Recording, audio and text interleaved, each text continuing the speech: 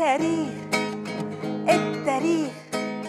يعني ايه كلمة تاريخ؟ يعني ايه كلمة تاريخ؟ التاريخ هو البداية، هو ده أساس الحكاية. يعني لو عاوز تشوف بكرة بص عالتاريخ.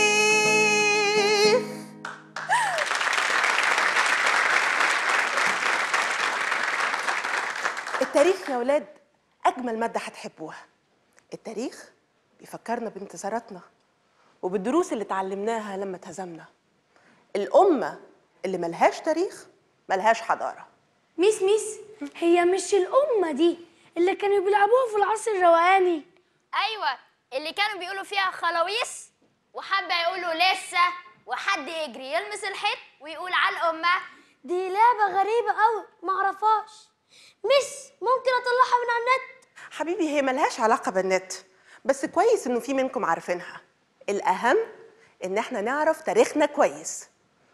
الإنسان المصري قديما كان يعيش مرتاح البال ورايق.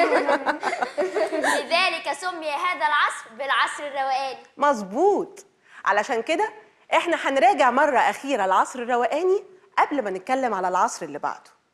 الإنسان المصري في العصر الروقاني كان بيتسم بالأناقة، الشياكة، كان بيعيش مرتاح البال. إيقاع حياته إيقاع هادي منظم، نظام صارم.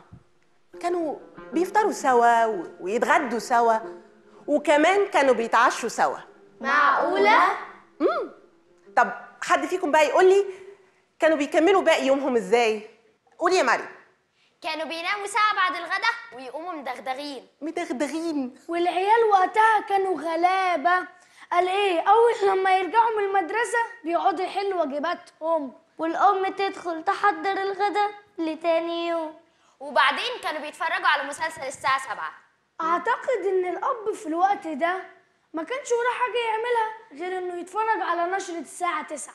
أنا أتفق معاك. وفي أيام الأجازات بالليل كانوا بيروحوا النادي والصبح بيلفوا على قرايبه. يا سيدي، طب مين فيكم بقى يقول لي في رمضان كانوا بيعملوا إيه؟ ميس كانوا بيصوموا. يا سلام، ما كلنا بنصوم. أنا أقصد كانوا بيقضوا وقتهم إزاي في رمضان؟ كانوا بعد الظهر بيتجمعوا كلهم حوالين التلفزيون. كانوا بيتفرجوا على فوازير نيلي.